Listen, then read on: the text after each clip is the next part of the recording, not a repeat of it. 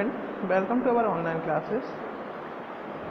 Today we will study our subject social science of class 9.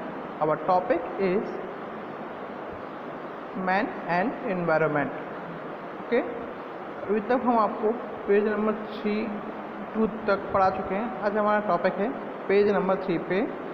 चलिए सभी पहले page number 3 खोल लीजिए. अपना आज का टॉपिक है resources of natural environment. Nature has given many gifts to man for the fulfillment of his needs such as rocks, minerals, soil, river, plants, animals and etc.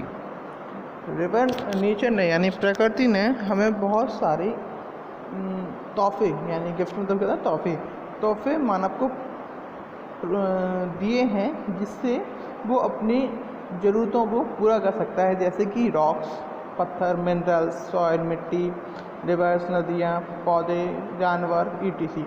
The value of any resources is expressed with reference to economy, law, morality and aesthetics.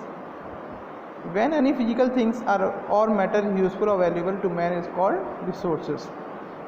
ऐसी physical things और matter जो इंसान के लिए valuable हो या useful हो उसको हम क्या बोलते हैं? रिसोर्सेस बोलते हैं. यानी रिसोर्सेस वो चीज़ें होती हैं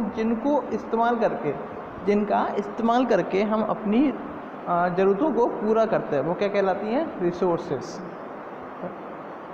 resources are generally of 3 types. Resources generally कितने टाइप्स के होते हैं?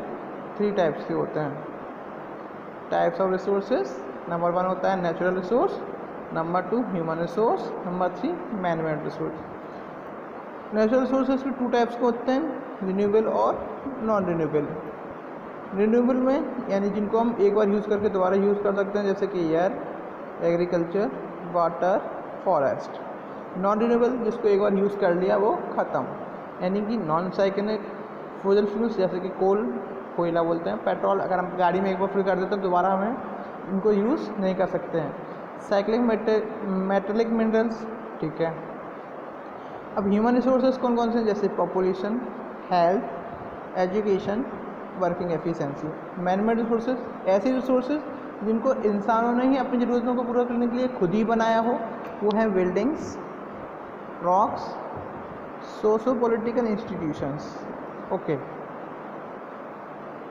तो अगर आपसे कोई पूछता है कि रिसोर्सेज नेचुरल रिसोर्सेज क्या होते हैं, तो the resources which are given to us by nature are called natural resources. ऐसे रिसोर्सेज जिनको किसने दिया है?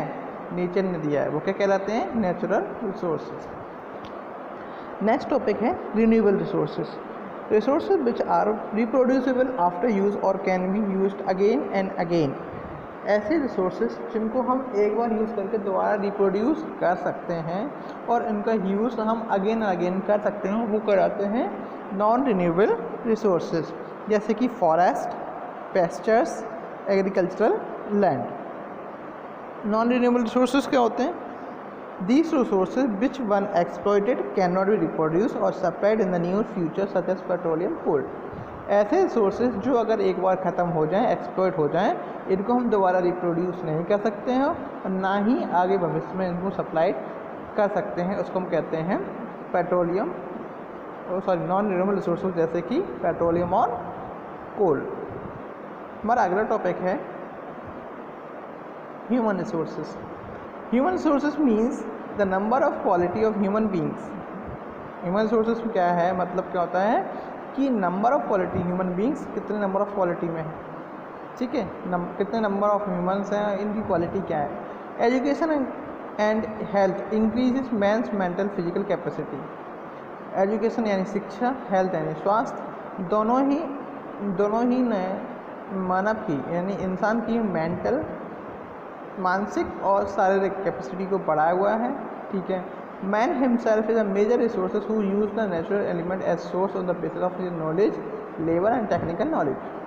मैन इकलौता ऐसा रिसोर्सेज है जो नेचुरल एलिमेंट को एज अ रिसोर्स यूज़ करके अपनी नॉलेज के बेस पे यूज़ करके अपने टेक्निकल नॉलेज और लेबर के यूज़ करके वो अपने डेली की ज़रूरतें होती हैं उसको पूरा करता है. He is producer and the consumer of resources. ये क्या है? ये प्रोड्यूसर भी है और कंज्यूमर भी है किसका, रिसोर्सेज का, यानी कि वो खुद प्रोड्यूस भी करता है, और प्रोड्यूसर कौन होता है, खुद प्रोड्यूस करता है, और कंज्यूमर मतलब एक कस्टमर बोलते हैं, ग्राहक, मतलब ये नेचर से लेता है, तो ये कौन हुआ, किसके लिए ग्राहक हुआ है, नेचर के लिए ग्राहक हो गया। मैन मेड रिसोर्सेज, अब ऐसे रिसोर्सेज जो किसके द्वारा बनाए गए हों, मैन के द्वारा। Man made resources are those which are produce by man to utilise the physical environment such as machines, building, tools etcetera. ऐसे रिसोर्सेज जो मैन के द्वारा प्रोड्यूस किए गए हों, किसके यूटिलाइज करने के लिए, मैन के ही यूटिलाइजेशन के लिए बनाए गए हों, किसकी मदद से, फिजिकल एनवायरनमेंट की मदद से, जैसे कि मशीन्स किसके लिए यूज़ करने के लिए बनाई गई हैं, इंसानों के, इसमें जो मटेरियल लगा है वो कौन सा है, फिजिकल, यानी कि जैसे कि आयरन है ना, स्टील, ये सारी चीज़ें। बिल्डिंग्स किसके लिए यूज़ की गई हैं, मैंने बनाई है किसकी ज़रूरत पूरा करने के लिए, अपनी ज़रूरत पूरा करने के लिए। इसमें जो मटेरियल लगा है वो कौन सा है, फिजिकल एनवायरनमेंट से लिया गया, जैसे कि स्टोन, रॉक, सॉइल, ये सारी चीज़ें। Land resource, land is an important nature resource, it is the basic of the whole living environment. Land क्या है, एक महत्वपूर्ण नेचुरल यानी प्राकृतिक रिसोर्सेस है, जिसको बेसिकली कहाँ से लिया गया है, पूरी दुनिया से लिया गया है। Land is use for housing roads, railways, farming, pasture and mining. Generally जो लैंड है वो किस लिए यूज़ की जाती है, हाउसिंग, घर बनाने के लिए, रोड्स, सड़कों के लिए, रेलवेज, फार्मिंग, पेस्चर, माइनिंग, ठीक है, इन सब के लिए। Land use is not the same in the different area. Land का यूज़ करना अलग अलग एरिया में अलग अलग है, ठीक है। 29% of the earth is land mass, 71% is covered with water. जैसा कि आप सभी लोग जानते होंगे कि लगभग 29% जो अर्थ है वो किसकी है, लैंड पे है, लैंड है उस पर, और बाकी 71% क्या है, कैसे कवर घिरी हुई है अपनी पृथ्वी, वाटर से। अगला टॉपिक है हमारा agricultural resources. Land, soil and water are the fundamental means of farming, ठीक है। किसी भी फार्मिंग के लिए, यानी कि खेती बाड़ी करने के लिए हम बेसिकली 3 चीज़ों की ज़रूरत होती है। एक ज़मीन में मिट्टी कैसी, यानी सॉइल, और इरिगेशन के लिए पानी। अगर पानी नहीं होगा तो फसल अपनी अच्छी नहीं होगी, और सॉइल भी अच्छी नहीं होगी तो कोई फसल हमारी अच्छी नहीं होगी। Farming is easier in coastal areas and alluvial soil of the river valley. Farming किस जगह पे आसानी से हो जाती है, जैसे कोस्टल एरियाज यानी समुद्र के आसपास वाले एरियाज, या एलुवियल सॉइल यानी कि रिवर वैलीज के आसपास वाली जगहों पे। The per acre crop production has increased with the help of fertilisers, pesticides, various means of irrigation, hybrid seeds and machines.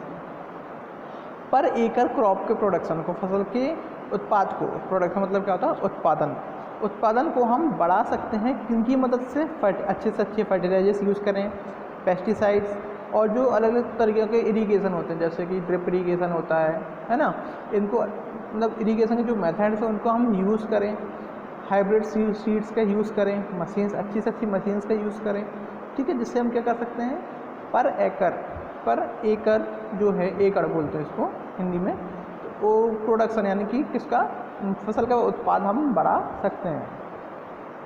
अगला टॉपिक है water resources. Water on the earth surface obtained through rivers, lakes, ponds, glacier, waterfall, wells, tubewells. Generally water जो earth surface पे है वो हमें कहाँ से मिलता है, रेन्स, बरसात, रिवर्स, नदी, नाले, तालाब, ग्लेशियर, वाटरफॉल्स, ठीक है, ट्यूबवेल्स, इन सारी जगहों से। Water use for irrigation, industry, domestic supply, fish farming and water transport. Water generally हम किस लिए यूज़ करते हैं, इरीगेशन, सिंचाई के लिए, इंडस्ट्री में यानी कि कारखानों में, डोमेस्टिक सप्लाई घरों में यूज़ करते हैं, नहाने के लिए, बर्तन धोने के लिए, है ना, पीने के लिए, फिशिंग फार्मिंग यानी फिशिंग, मछली पालन जिसको हम बोलते हैं। In the whole world most of the water use for farming. पूरी विश्व में लगभग जो पानी है, ज़्यादातर पानी है वो किस लिए यूज़ करते हैं, हम फार्मिंग के लिए यूज़ करते हैं। Much water is wasted in floods in this and this leads to loss of property and crops. लगभग ज़्यादातर पानी किस में वेस्ट हो जाता है, फ्लड्स यानी बाढ़ में, जिसकी वजह से क्या होती है, प्रॉपर्टी की लॉस होता है, क्रॉप्स हर साल जो प्रॉपर्टी का नुकसान होता है, और क्रॉप्स का भी।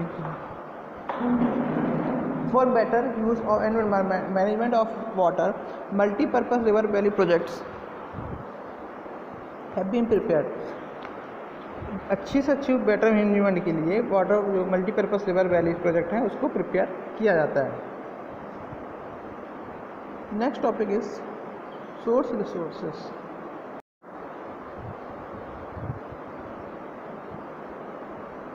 Now start our new topics is soil resources. चलिए कंटिन्यू करते हैं. Good soil is essential for the growth of vegetation.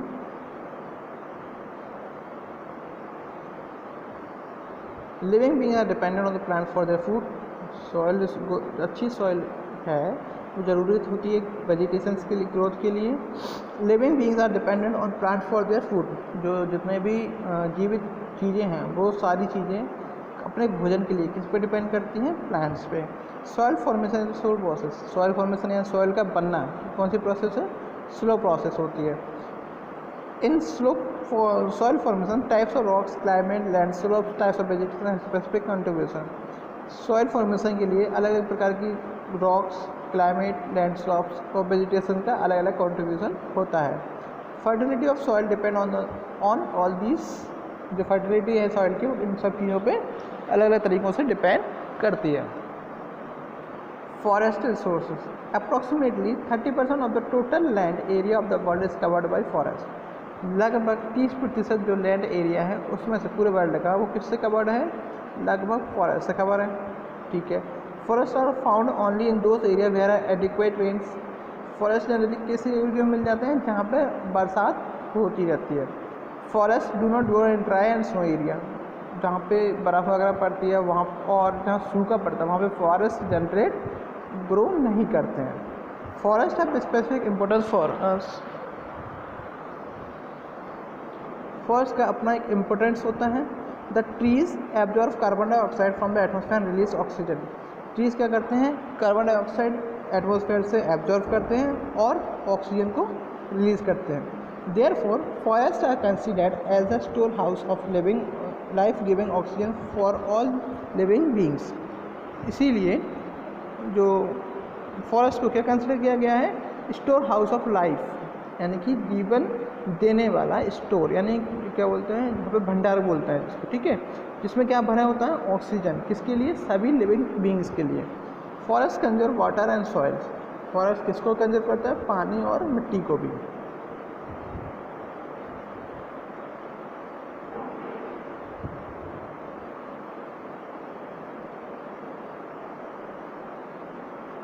They increase the underground water level. ये क्या करता है? अंडरग्राउंड वाटर लेवल को भी इंक्रीज करता है. They also prevent soil erosion trauma of floods. और ये किससे हमें बचाव करता है? सॉइल इरोजन से भी, और जो आपातकालीन फ्लड्स यानी बाढ़ आते हैं उनसे भी बचाने में मदद करता है. Forest are safe habitat for wild life. और जो जितने भी जंगली जानवर होते हैं, वाइल्ड लाइफ के जितने जानवर रहते हैं वो सब कहाँ रहते हैं? सेफ महसूस करते हैं फॉरेस्ट में. Many industries are based on wood and medicinal plants found in forest. जितनी भी इंडस्ट्रीज होती हैं कौन सी? मेडिसिनल बेस्ड यानी आयुर्वेदिक वगैरह वाली, और वुड्स वगैरह, वुड बेस्ड इंडस्ट्री जो कि पेपर और मैचस्टिक्स वगैरह बनाती हैं, वो सारी कहाँ पे आसपास मिलेंगी आपको? फॉरेस्ट के आसपास मिलेंगी. Relationships of man and environment and its effect. अगला टॉपिक है हमारा कि मानव और पर्यावरण के बीच में क्या रिलेशनशिप है, क्या संबंध है और उसके क्या प्रभाव हैं. Man and environment are depend on each other. Man और एनवायरनमेंट दोनों एक दूसरे पर डिपेंड करते हैं. Environment natures the human races and in turn also influenced by man. Man is directly related to environment and like man. Man directly किससे relate करते हैं? पर्यावरण से, जैसे कि मैन. ठीक है. Other living beings are also dependent on environment for food, water, air and shelter. और भी दूसरे जो जीव जंतु हैं वो किस पे डिपेंड करते हैं? पर्यावरण पे. किसके लिए? किस लिए? अपने खाना के लिए, पानी, हवा और रहने के लिए. Man and other living beings are uses things by nature. जो प्रकृति के द्वारा चीज़ें दी गई हों उनको मैन यानी मानव और जो भी दूसरे जीव जंतु उनको यूज़ करते हैं. Man is dependent on the factor of environment for his physical, cultural, industrial, economic progresses. Man जो है डिपेंड करता है कई सारे फैक्टर, यानी शारीरिक, सामाजिक और इंडस्ट्रियल, इकोनॉमिक्स. ठीक है. By using the element of natural environment he built forms, factory, town, cities, road, railways, dams, canals.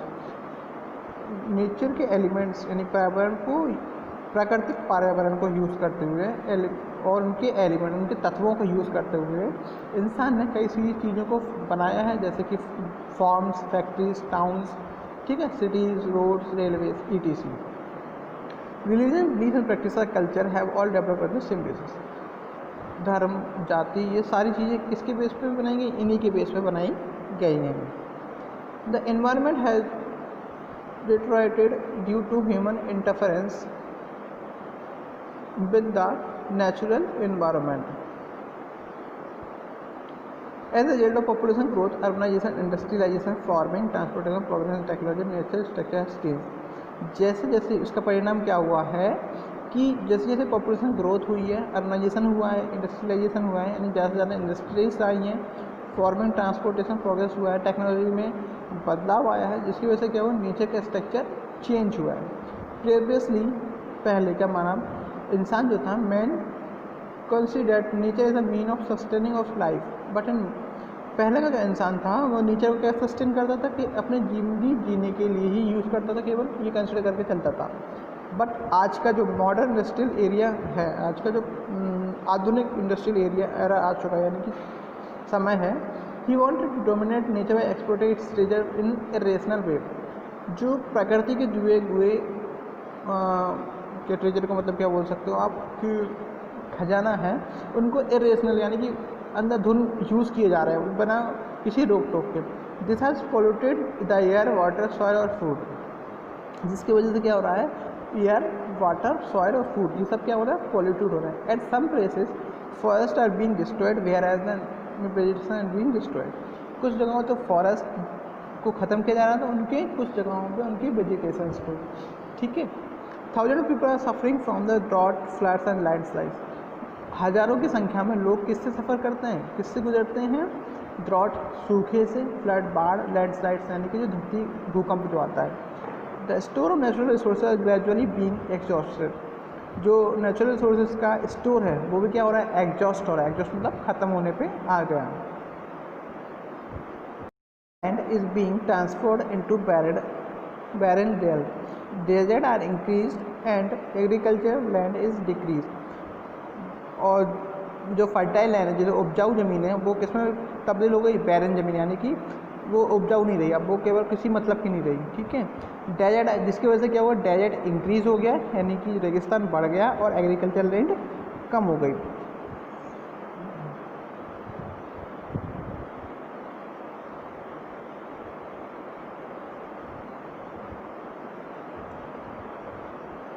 Even the increasing means of irrigation, modern ways of farming, of proving inadequate to supply sufficient food growing population, ठीक है। Actually all these conditions created by man himself, ये सारी condition जैसे कि food का proper ना मिल पाना, चाहे जब मौसम में बदलाव आ जाना, है ना, बाढ़ और ड्रॉट, ये सारी कंडीशन किसकी बनाई गई, क्रिएट की गई हैं, मैन के खुद के, उनके ही द्वारा। Man created an imbalance in the environment by the injudicious exploitation of nature for short term profit which result in environmental pollution। Man ने क्या किया है, एक इम्बैलेंस क्रिएट कर दिया है नेचर में, इनजुडिशियल, बिना कोई भेदभाव के, बिना कोई सोचे समझे उन्होंने क्या, एक छोटे से फ़ायदे के लिए नेचर का जो है भारी मात्रा में नुकसान किया है, जिसके वजह से, जिसका परिणाम क्या हुआ है, एनवायरनमेंट में आज क्या हो रहा है, पॉल्यूशन यानी प्रदूषण बढ़ गया है। This state of imbalance is also hazardous for the vegetation and other living beings। ये इसकी वजह से, ये स्टेट कैसी है, बहुत ख़तरनाक है इंसान के लिए और दूसरे जीव जंतुओं को के लिए भी। Man has created his cultural environment with the help of good food, housing, accessibility, desire to rest and cognitive skills, ठीक है। मैंने क्या किया है, एक ऐसा इन्वायरमेंट तैयार कर लिया है खुद की ज़रूरत के लिए, मतलब मैन, आदमी ने अपनी ज़रूरत का तो ध्यान रखा है, मगर प्रकृति का ध्यान कौन रखेगा। इसका परिणाम क्या हुआ है कि प्रकृति में पॉल्यूशन बढ़ गया है ना। कभी भी मौसम बदल जाता है, आपने देखा होगा, कभी भी ड्रॉट, लैंडस्लाइड्स आ गए, कुछ पता ही नहीं है, कभी भी पानी बढ़ जाता है, कभी भी सर्दी का मौसम, कभी भी गर्मी, है ना। अगर हम बात करें, अगर कोई आपसे पूछता है कि व्हाट इज़ पॉल्यूशन, तो हम क्या बोलेंगे, any advantage changes occurring in natural state and balance of environment is known as environmental pollution. ऐसे अनवांटेड चेंजेस नेचर में यानी प्रकृति के स्टेट में होते हैं या उनके बैलेंस को डिस्टर्ब करते हैं तो हम क्या बोलेंगे उसको, इन्वायरमेंटल पॉल्यूशन।